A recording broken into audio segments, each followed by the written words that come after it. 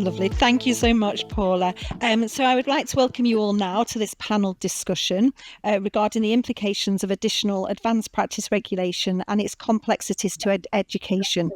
The panel members will be introducing themselves. They'll be telling you about the setting from their individual perspective, from their sphere of influence across the 4 nations, and from a multi-professional and multi-organisational stance. In terms of questions, we really welcome them from you. And if you could pop them into the chat, that would be fantastic. We will be responding to all questions in the chat in a FAQ style format. We'll collate all the questions after the session today and provide responses, which we will house on our AAPE website after Christmas. So please do use the chat function. But make it clear who you're asking the question of, and we can make sure that we get answers to those questions. The questions that will be posed for this panel discussion have been drawn from the AAPE committee as representation from the HEIs, the universities across the UK, with a focus on the implications for education. Okay, thank you. So firstly, I'm just going to hand over to Paula. You've just met Paula just for a quick introduction. So Paula, would you like to, you're there. Would you like to just do a quick introduction? She may have frozen for a moment. Matthew, I'll hand to Matthew Clayton. Hi, Matthew. Would just like to do an introduction around and your role and your stance. Thanks a lot. Hi, everyone. I'm Matthew Clayton. I'm a policy lead at the Health and Care Professions Council. And I think just really good to be here today, and I think really exciting topic. So our position has remained consistent since our independent review of advanced practice back in 2021, which is that registrants working at an advanced level are already fully regulated, and that additional regulation is currently not necessary to protect the public.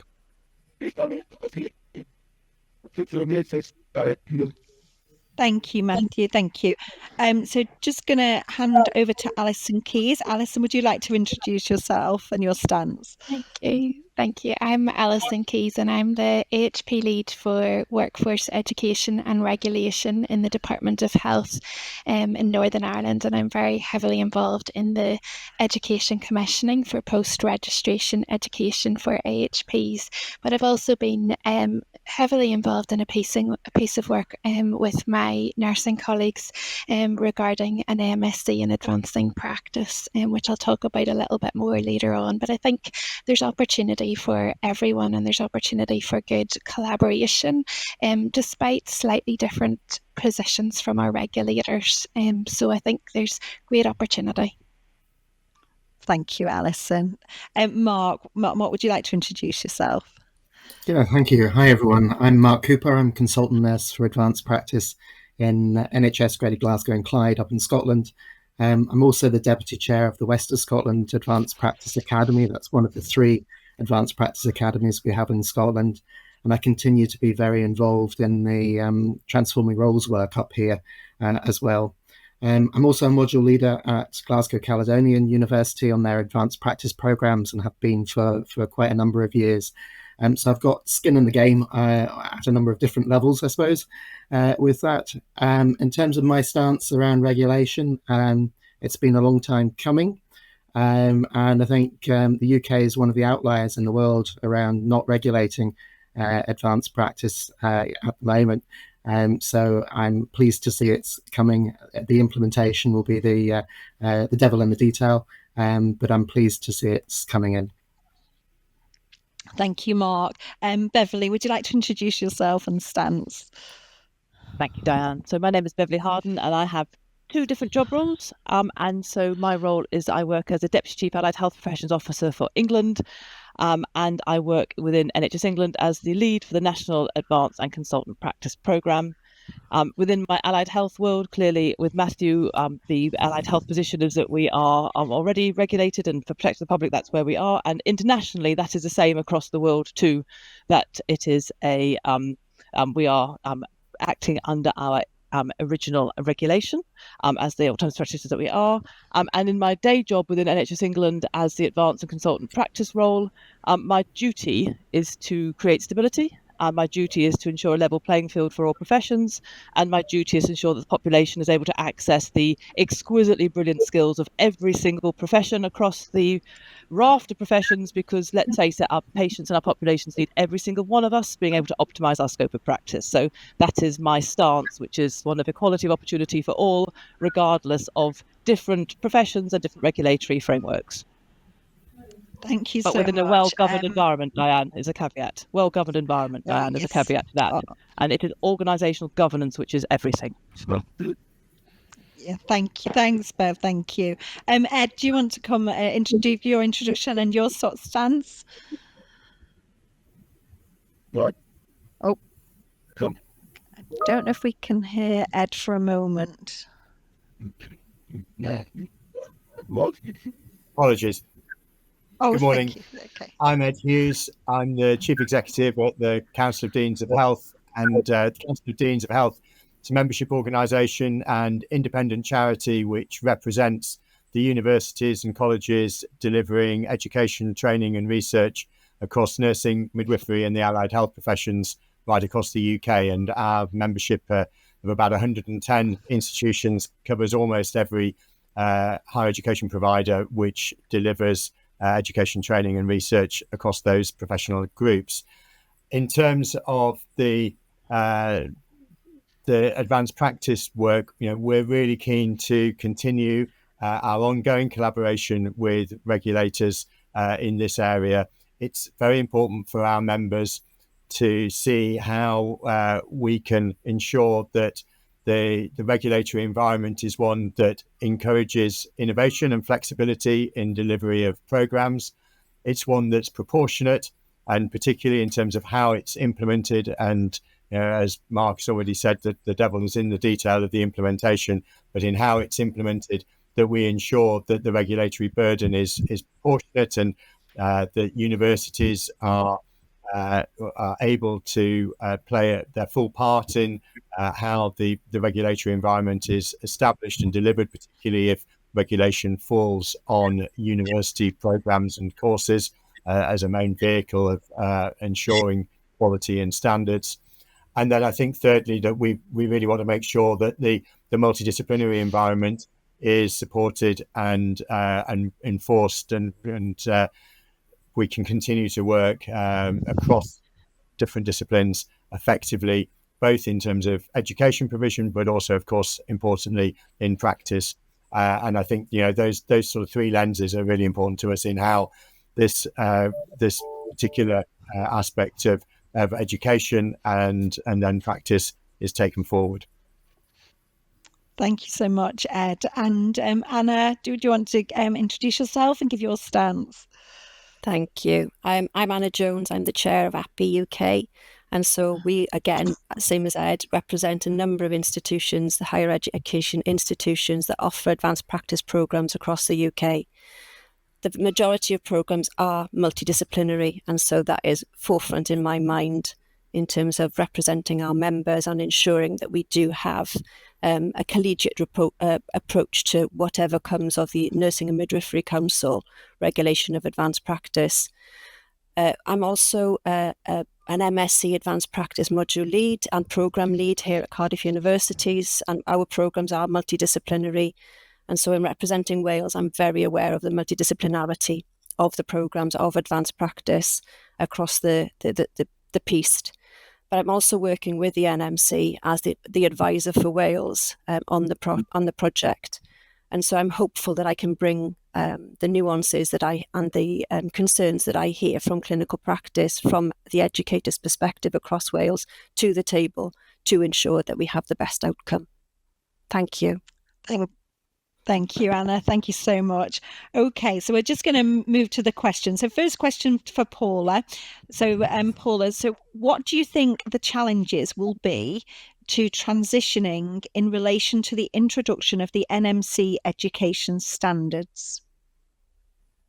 Yeah, thanks, Diane. I think I mentioned in my presentation that the transition piece is probably the most complex piece of work or work stream for us. So We've just started those considerations, as I said. So we'll be looking at a number of options, but in all likelihood, we will have to consider existing kind of advanced practice credentials, existing advanced practice MSc programs.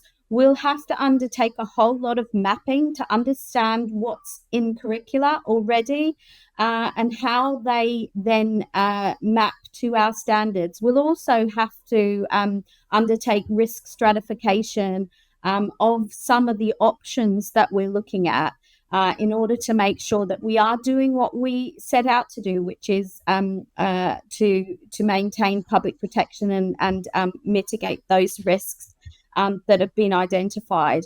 We're doing that within a framework of kind of legislation that we currently have. So we need to make sure that what we're doing fits in with that legislation. Like I said, we are at the start of this journey. We need to continue to have these conversations.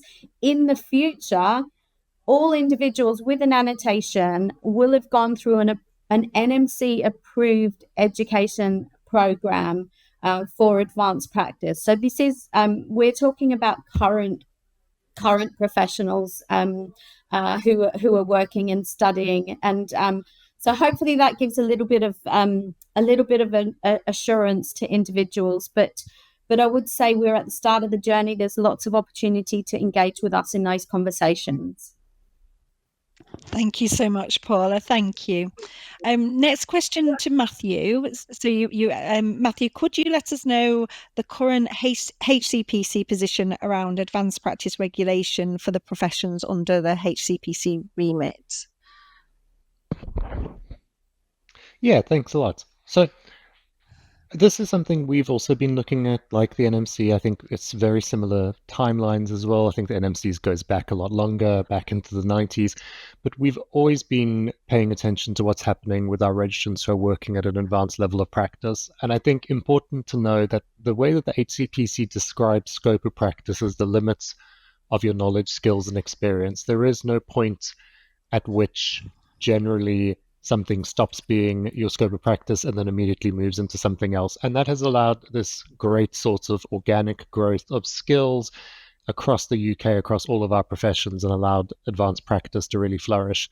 I think our position is based on the evidence that we've got around whether or not advanced level practice poses a specific risk to the public. And the evidence we've got at the moment is that we don't see that there's an evidence of risk.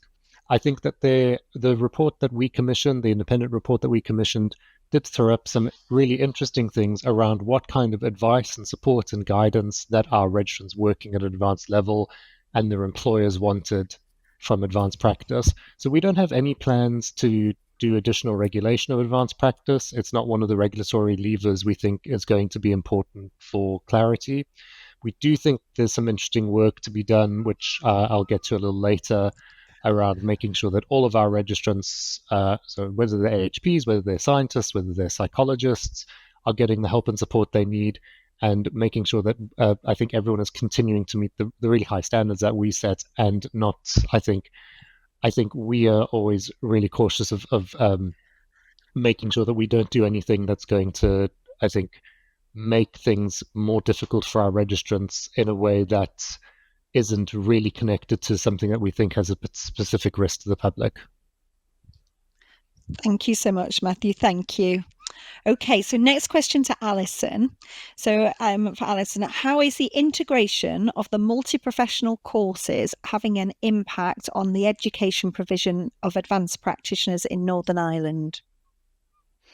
Thank you, Diane. And I suppose, as I was alluding to earlier, we are changing slightly how our post-reg education is being commissioned in this space, and we're moving away from some profession-specific things to look at it in a much more diverse and multi-professional way.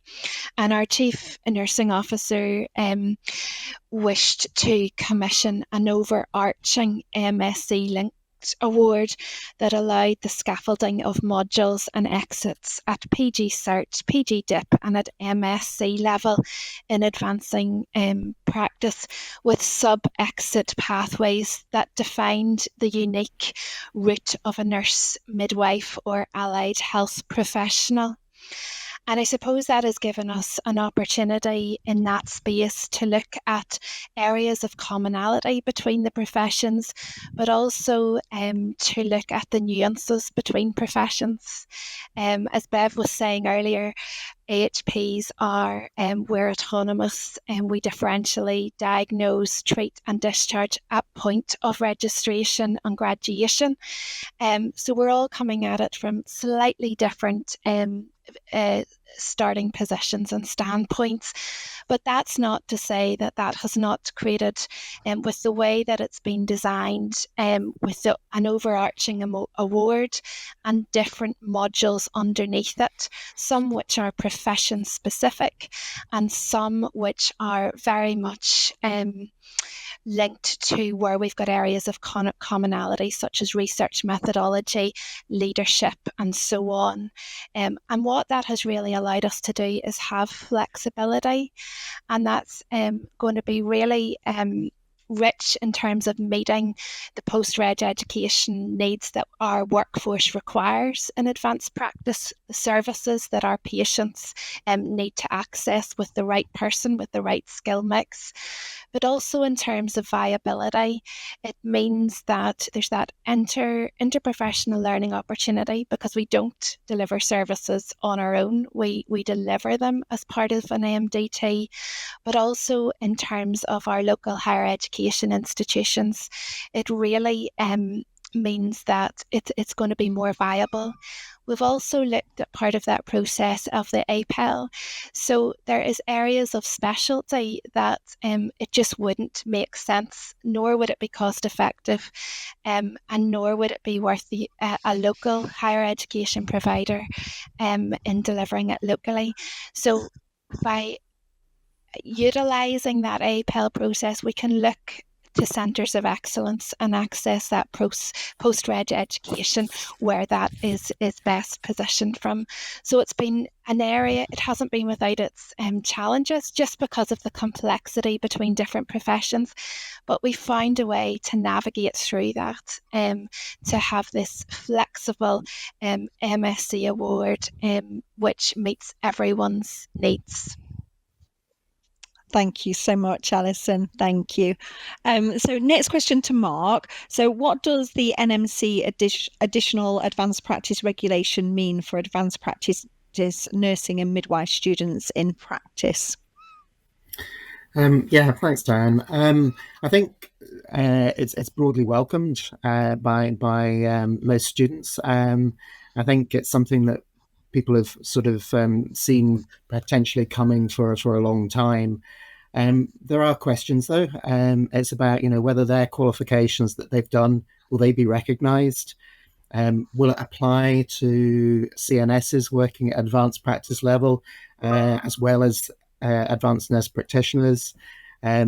What about individuals that are working at the level below, at level 6 at the enhanced practitioner level?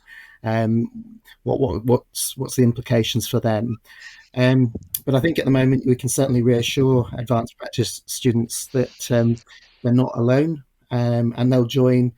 I think it's something like 30 to 50,000 nurses that are working at advanced practice level across the UK.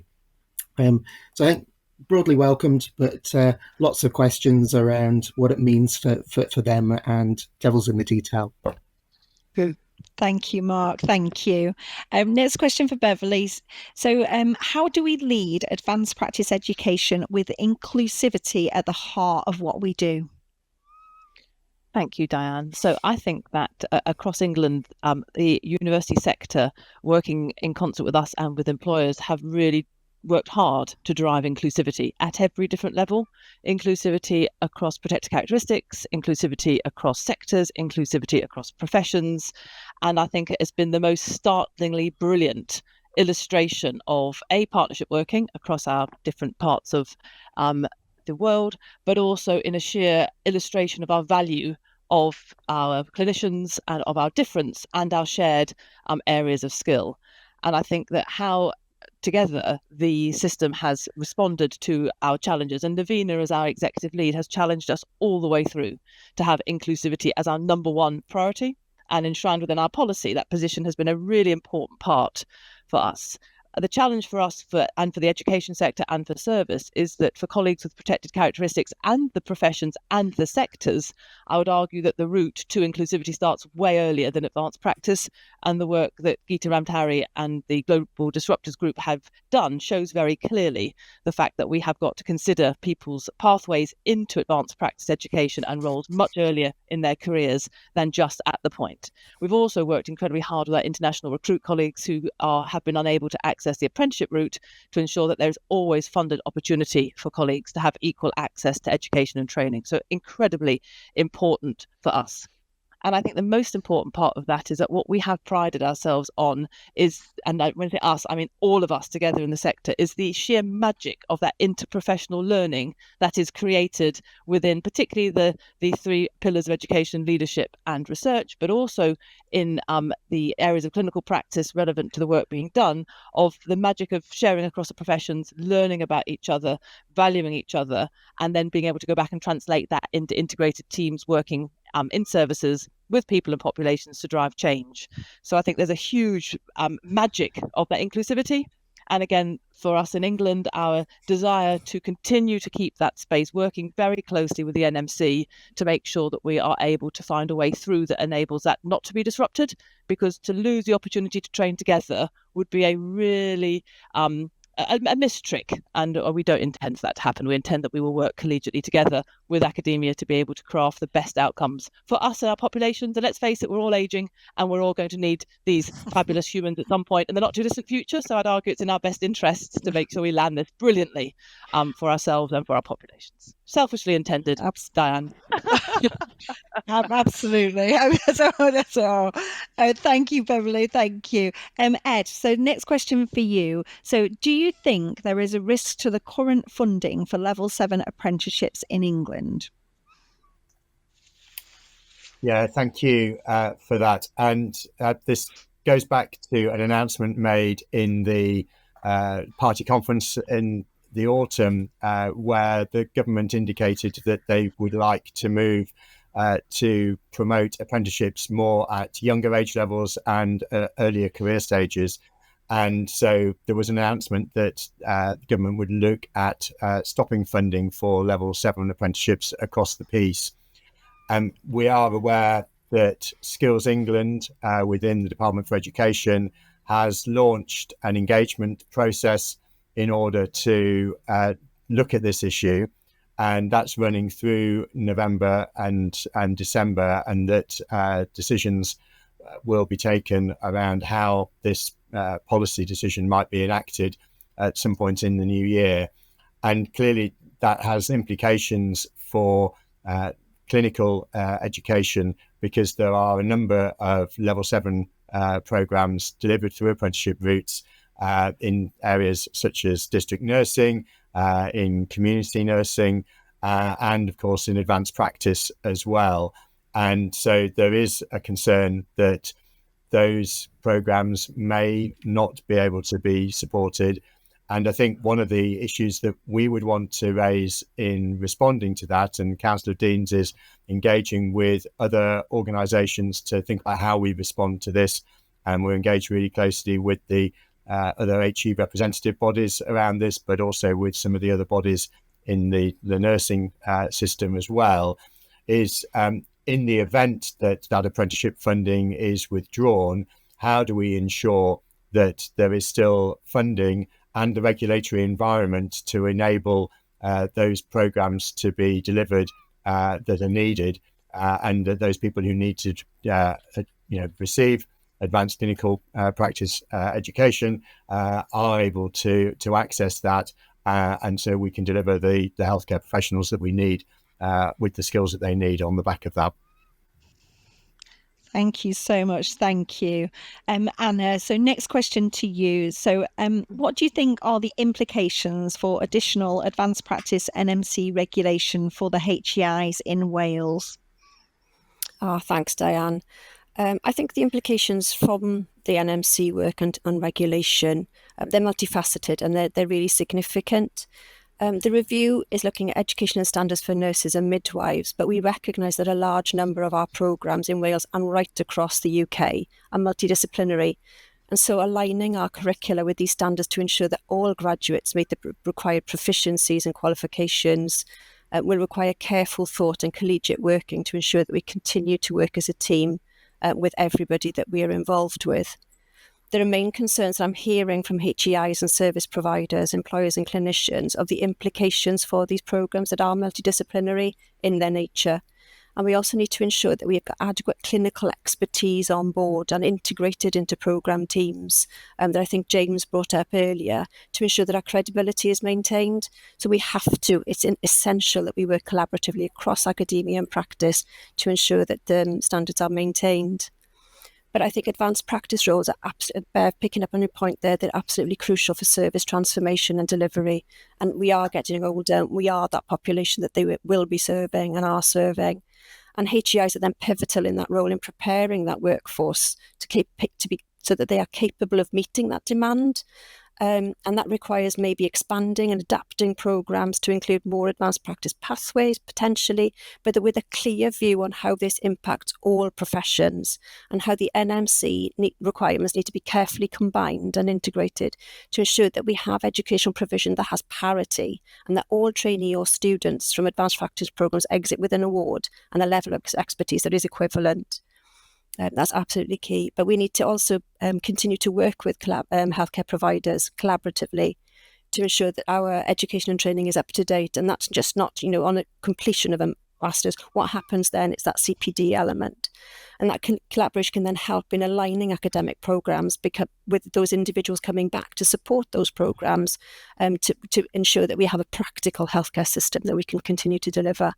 But I also hear the voices of those smaller professions and how those need to be integrated into our programmes within HEIs, within Wales, across the UK that aren't regulated. We do hear you as part of AAPE and we will stand firm for you. So please rest assured that your voice is heard. Thank you so much, Hannah. Thank you. So Paula, next question for you. So how will the NMC support HEIs to achieve the implementation of the NMC Advanced Practice Standards of Education? So it's a really good question. And of course, those of you who've been involved in approved programs before know that we have a whole quality assurance process, which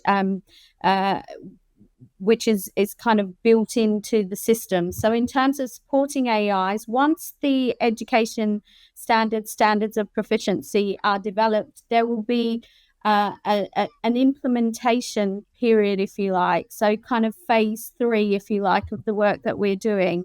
And that will involve ensuring that HEIs are aware of the education standards, are aware of our requirements in terms of approving programs, because it is, if you've not been through it before, then it is different to the processes that are used currently to quality assure within universities. So there's a lot of education, a lot of conversations for us to have with universities, with HEIs on those requirements. When an individual AI is going through approval of programs, they'll be allocated a dedicated quality assurance visitor. And that is not somebody from the NMC. That is somebody who is external and independent from the NMC who undertakes those processes on our behalf.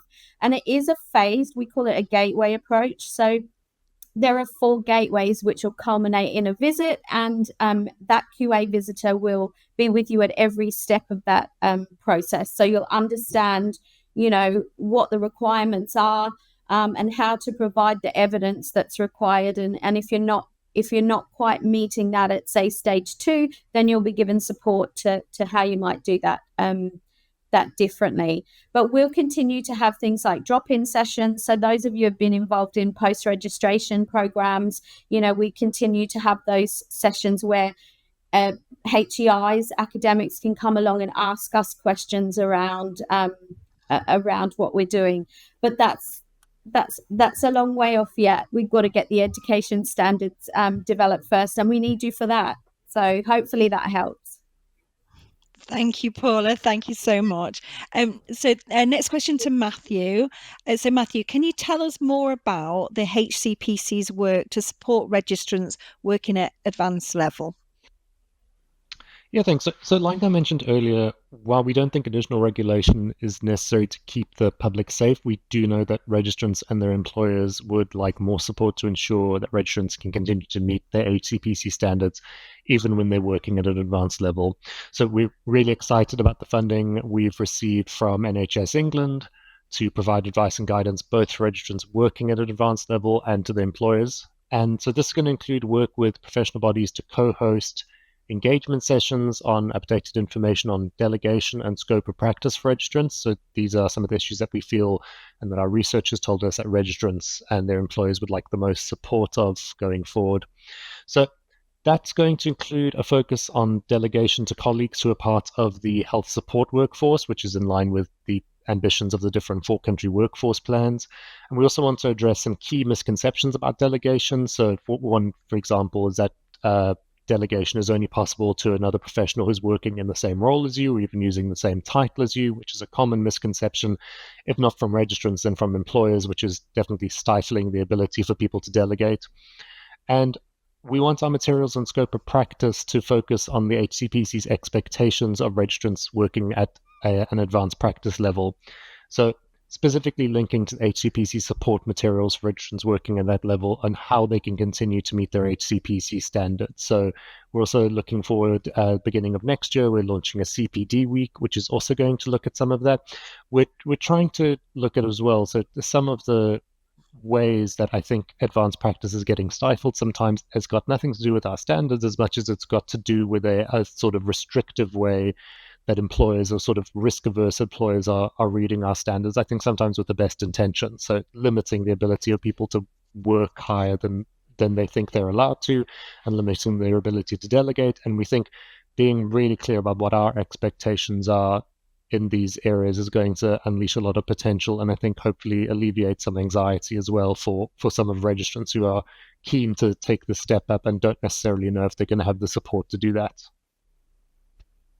Thank you so much, Matthew. Thank you. Okay, so next question to Alison. So what have been the challenges of introducing a multidisciplinary approach to advanced clinical practice roles in Northern Ireland? Thank you, Diane.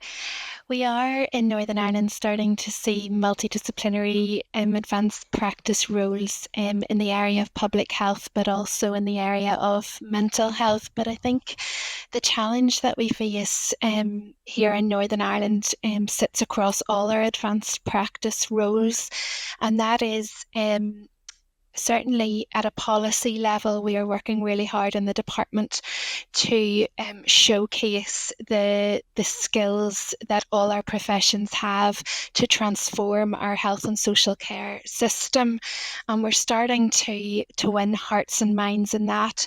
But what we're still finding is that at an organisational level, when it comes to submission of business cases and allocation of finances, the full scope of our professionals across all of the piece isn't fully being recognised, in that we still are continuing to see people commission services in a very traditional model and a very traditional design, not fully utilising the availability of skills that those advanced practitioners have. So there's work to be done both at that departmental policy level, but also within our organisations, so that those skills can be really fully utilised to transform the delivery of our services. Thank you, Alison. Thanks so much. So next question for Mark. So are there elements of the national approach to CPD that has been established in Scotland that could be used to support the transition of nurses and midwives as part of this additional NMC AAPE regulation? Yeah, I think there's a number of different elements we've got in Scotland that I think will help support transitioning. One of them is we have a national portfolio that professional portfolio that NHS Education for Scotland makes available to any nurse or midwife and AHP working in Scotland. So that means that there's an easy way for people to put their evidence somewhere secure and to share that with whoever they need to share it with, whether it's their employer or university or potentially the NMC in the future. So that's one element. Another element is our transforming roles work, and there's guidance for all employers of advanced practitioners to ensure that they have a minimum of 10% of time for CPD, and the encouragement to have that portfolio of evidence, not just for your initial training, but for ongoing CPD and where you've developed your role in certain areas, whether it's undertaking lumbar punctures or being able to authorize blood products, that sort of thing. So that's useful as well. Another thing that we've been doing in Scotland is the Advanced Practice Academies have issued guidance around a recommendation for all employers to have a robust system in place to ensure that their advanced practitioners are appropriately trained and competent to practice the sort of final sign-off process. And at the last count, there were more than half the boards have got some form of robust final sign-off process in place, which sometimes involves external moderation of it as well. And I had a quick look last night at the figures for my own board around how many of our advanced nurse practitioners have got portfolios in place already, and it's around about 2/3, which I think is quite good going. Yeah. So I think those different elements have helped ensure that we've got a good proportion of people who've got that evidence, and then whenever the NMC just tell us what we need to see, they should have that available. And I think that would be something that might be quite useful, Paula, in the coming weeks and months, is to encourage all advanced practitioners to gather the evidence of their training, search the drawers, search down the back of the sofa, have a look in the loft, find the evidence that you've got, put it somewhere safe, so it can be shared in the future. Thank you so much, Mark. Thank you. Okay, so next question to Beverly. So how can NHSE foster a collaborative, multi-professional approach that includes various professions to support all advanced practitioners with the additional regulation of the AAPE nurses and midwives? Thanks, Diane. And I hope that colleagues feel that's something we've tried to do. Clearly, it's a mighty beast because there are so many professions, so many specialties, so many sectors, and a very bespoke scope of practice for so many of our advanced practitioners. And it's the beginning of a journey. We certainly are not there by any stretch of the imagination. So there's 4 key areas, I think, Diane, that it's worth pointing to. The first thing is that, as ever, multi-professional doesn't mean sludge. Multi-professional means that very, very exquisite attention to the needs of all aspects of advanced practice and the diversity and that huge continuum of care, from a hugely social model of care to a very, very medicalised model of care, everything in between, is that paying attention to that and understanding that generalist doesn't mean I can do everything. It means I'm paying attention to the needs of my humans that I'm working with in the moment and the population that I'm with. Is that Anna's point about what we are going to be doing is working very hard with universities, appreciating the challenging times people are in currently, around looking at the area-specific capabilities and rolling out to make sure we've got programs that are genuinely meaningful to the work needing to be done. And that work will pick up pace after our period of organisational change that we have been through. And examples of that means that for some of our smaller professions, there may not ever be a critical mass of people in England or in the UK. And so in May, you'll see on my social media feed, we've got an International Allied Health Conference being organised for allied health advanced practice, looking to see that for some professions, the solution will live in a global space. So for prosthetics and orthotics, the highly skilled advanced work that they do, it would not just be about prosthetics and orthotics, because clearly other professions are working in similar spaces, but some of the exquisite rehab work may only need to be done once. It might be done in Australia. We might buy the course in Australia. So we've got to really think about how we as UK universities prepare ourselves also for an international market. So that will be a really fascinating point. But mainly for us, it's about making sure that the education and training creates clinicians able to do the work, as Anna said eloquently, that needs to be done. It's not just ticking a box on a training programme. Second piece is that this is not just about us, allied health and nursing midwifery, however fabulous and important we are. The work we do is across all the regulators. We're working with the regulators for optometry, for pharmacy, for clearly HCPC have science, psychology and allied health, osteopathy, dental, social workers, as well as working very closely with Paula and the team at the NMC. And I imagine Paula feels she spends far too much time of her life with me in discussion, and we're meeting to talk through all matters education and training in January. So we are working together as a group here, because each regulator has the right to see this through the lens of the regulation that they are engaged with their registrants on. Third thing is how we strengthen organisational governance. Everything comes down to organisational governance at the end of the day. That is where the challenges happen. And we have had the fantastic work that James Pratt has led around the governance framework. We are working now actively to strengthen that for colleagues, to make sure that we don't get to a point of people saying, oh, don't worry, it's regulated, it's fine, it's got additional regulation, it's fine, whatever the phrase may be. That's not fine. It is organisational governance. And we also have a real responsibility to walk the path with our physician associate colleagues and our anaesthetic associate colleagues who have had a very, very tricky time. And we must learn from that.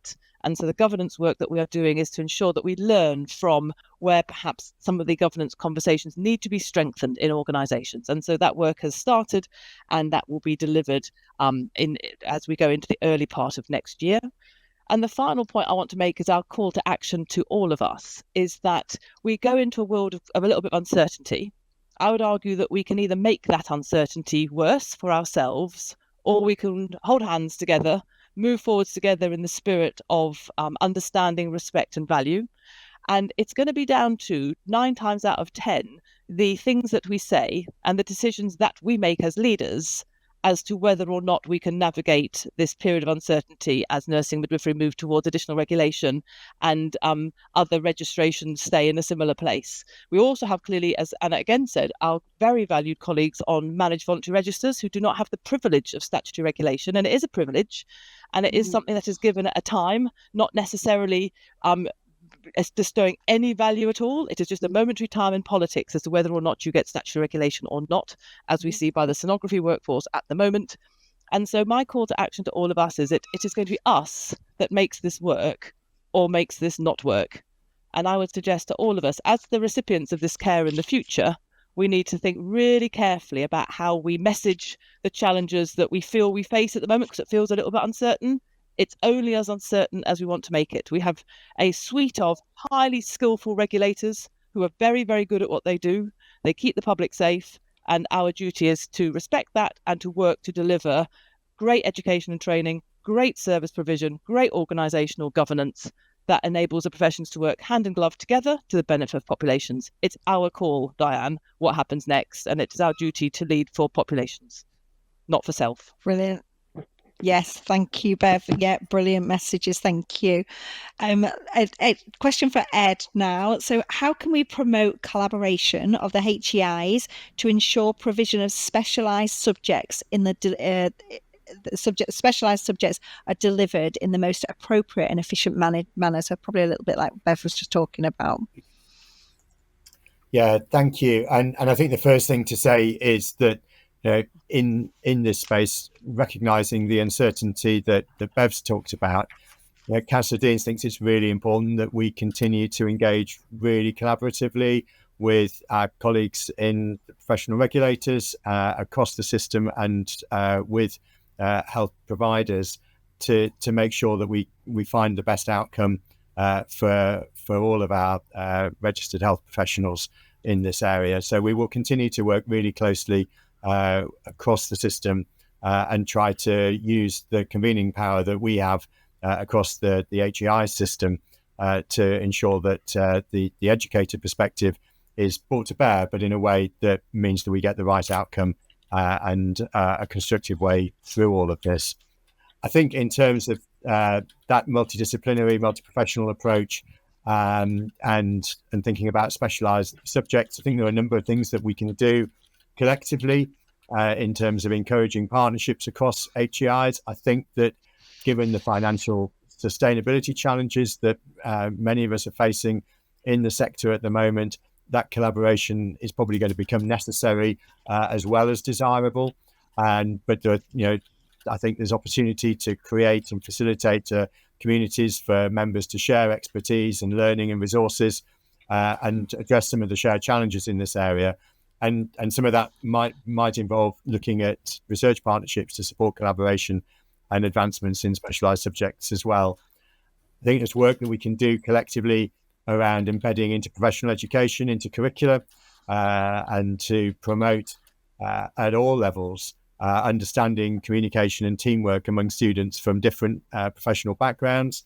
And that doesn't necessarily only need to be at advanced practice level, of course. That should be embedded throughout the education and training journey. And there may be opportunities for some consideration about standardized curriculum development to ensure quality of education and make it easier for institutions to collaborate and share best practice, and even perhaps for students to be able to move across providers if their life conditions and so on make that necessary. And then I think the last point is around supporting collaboration through national and regional workforce mapping and planning. So the collaboration across HEIs and with health systems, ICSs and trusts to help ensure that programs align with current and future healthcare workforce demands, so that we're clear that we are providing the education opportunities for the professional workforce that we need in the future, and how that might evolve and how that might vary geographically and regionally to meet population needs, but also to meet the wider needs of service and the education capacity and capability that's available. And as Bev has said, that's going to be quite a flexible approach, because for different size and shapes of professional workforces, the education requirements are going to be different, and we have to be able to meet those in probably different and varied ways. Thank you so much, Ed. Thank you. So last question, I'm going to hand over to Anna, AAPE Chair. So Anna, what is the AAPE UK's role in the evolution of NMC's regulation work, ensuring that all dimensions of advanced practice are covered?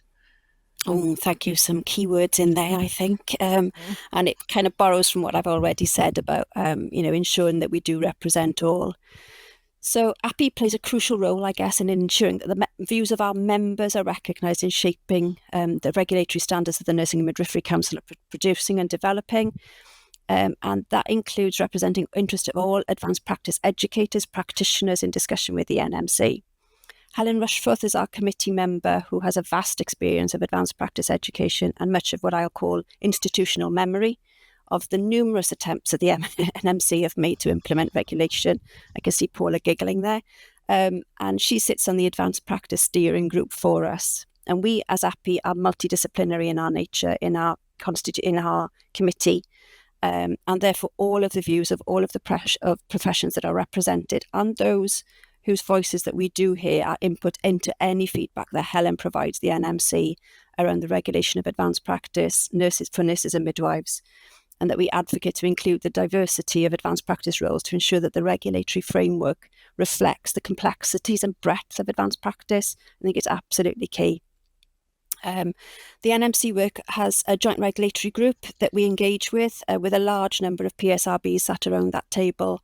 And it is essential that we listen to that discussion to ensure that all aspects are explored prior to producing what will be educational standards and those of proficiency. Again, I'll mention that we recognise that not all all smaller professions are regulated, but we will look to support all professions and groups as we have such a broad reach within AAPE. Sorry, just lost my train of thought. Just to reiterate that we do hear you. We recognise the multidisciplinary nature of advanced practice and that it covers 4 pillars of advanced practice as well. So you may be a clinician, but you may be an educator, but you may be a leader, and you may also be a researcher. And how do we balance that out in terms of the regulatory developments within the NMC? So we'll continue to advocate for all of our members. We'll wait to see what the educational standards and proficiencies look like to enable us to support our members and respond to your concerns. And we've envisaged that there will be a large part of our work within AAPE over the next year. And we'll continue to engage with our members to ensure that we raise your concerns. We also support the continuous professional development of our members, and we provide resources and networking opportunities to help you stay updated and with the latest advancements and regulatory changes. And through these efforts, AAPE UK ensures that the NMC's regulatory framework for advanced practice will have input to ensure it is comprehensive, it is inclusive, and reflect the diverse roles and responsibilities of advanced practitioners across the UK and the educators involved in all of that. This is about collaboration and providing a service to those who that we all support in different ways. They are the important ones and not us at the end of the day. Thank you very much. Thank you, Anna, and thank you so much to our panel for a fantastic discussion. So I guess sort of key take-home messages here are, it is, well, quotes of Bev, that it is our duty to make this work. It's about collaboration, multi-professional, respecting and valuing each other, and understanding where we all sit. So fantastic discussion. Thank you very much. And thank you to those of you that have put questions in the chat. We will answer them all and produce an FAQ that will be available on the AAPE website. We're going to go to lunch now, but can I ask everyone again, please, if you haven't done already, please have a look at our posters. Please use the Slido function for voting. And again, I can say thank you to our partners, Helen, for providing our prizes for our poster submissions. So grab some lunch, have a good stretch, go and have a look at the posters. Please use our Slido function. We will be back here at 1:10, ready to start with our next session, where we'll be discussing the new Advanced Practice Research Academy. So thank you for your engagement this morning. We'll see you at 1:10. Thank you.